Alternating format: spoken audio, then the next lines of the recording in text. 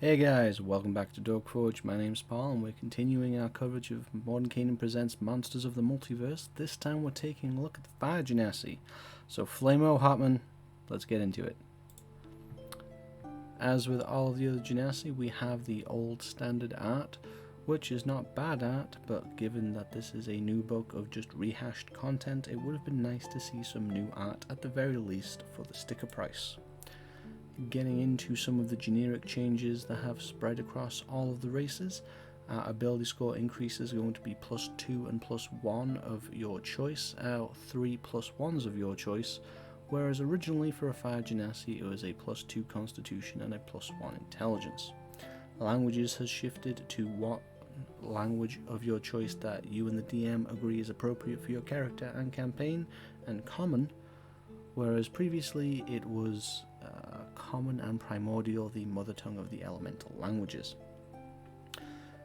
Creature type is likely to be humanoid unless specified otherwise, and lifespan, height and weight are likely to just basically be human unless specified otherwise. So we are humanoid, and this is one of the changes we're going to come across straight away, is that now you can choose to be small instead of getting locked to medium. This can be useful for if you wanted to, say, ride a medium mount, such as the Steel Defender or Animal Companion, a Drake from the Drake Warden, for example. Your walking speed is 30 feet, and dark vision is 60 feet. This was previously the only Genasi to have dark vision, and I think that they were criminally robbed of an important piece of flavor, as their dark vision used to previously be colored shades of red, and it was more kind of like thermal vision. That was actually really cool and made them unique, but this is also, I think, an important point for the Fire Genasi, in that they had part of their design space previously taken by dark vision, and they have not really gained anything, as you will see, to replace dark vision, and they really could have used it.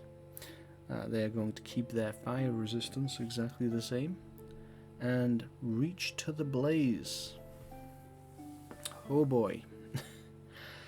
So, you know the produce flame cantrip, and as far as cantrips go, it's pretty good. You have the option of slightly less damage and range than firebolt, but you can use it like a torch, and that's very thematic and is something that players are probably going to want to do if they are a fire mage or fire person.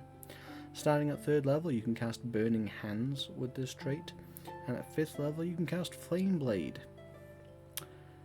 If you want to, I guess, you can also cast these with any spell slots you have from your class, and the DC is based on Intelligence, Wisdom or Charisma, your choice.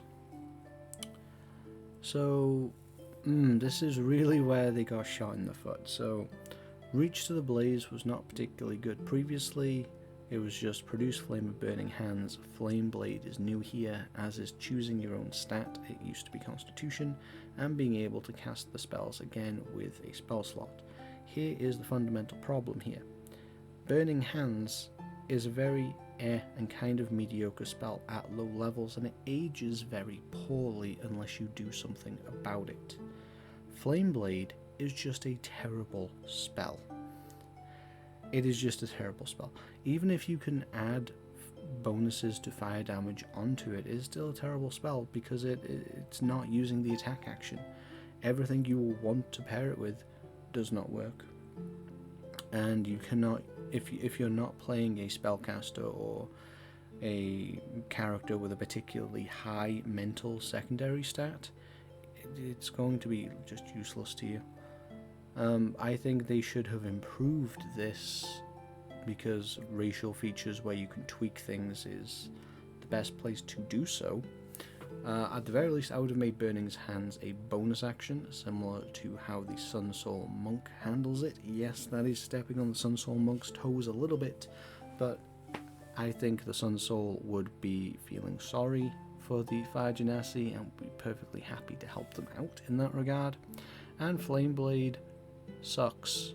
It should have just been Scorching Ray. Scorching Ray would have made this so much better. I can understand the je ne sais quoi, the flavour, the flair of having a sword of fire. Could have also been Green Flame Blade. You could have given them Green Flame Blade and it would have done the whole sword of fire thing better. So yeah, like this is a very... I will say that this is a disappointing race. It is overall, you can't see the air quotes, but they're there, better than it was originally. However, both versions of the Fire Genasi were just bad, and it's criminal that they robbed what was a very cool piece of flavour from their Dark Vision. So how would you use this if you were a player and you wanted to play a Fire Genasi? Oh, I would desperately seek out a caster that would give you fire damage increase. So a Draconic Origin Sorcerer would probably do quite well, provided you got far enough for the damage boost. Alternatively, a Celestial Patron Warlock will also give you a fire damage boost. And of course there's also the option of accepting your fate and just role-playing the heck out of it. That is probably the best of choices. But that's just what I think. What do you think about the Fire Genasi? What do you think about them losing some of their flavour? Do you think giving them an additional feature was a missed opportunity because of everybody else getting Dark Vision? Let us know in the comments section down below. Like this video if you enjoyed it and found it informative, and subscribe if you haven't already. Until next time, I've been Paul, and I will see you at the Forge.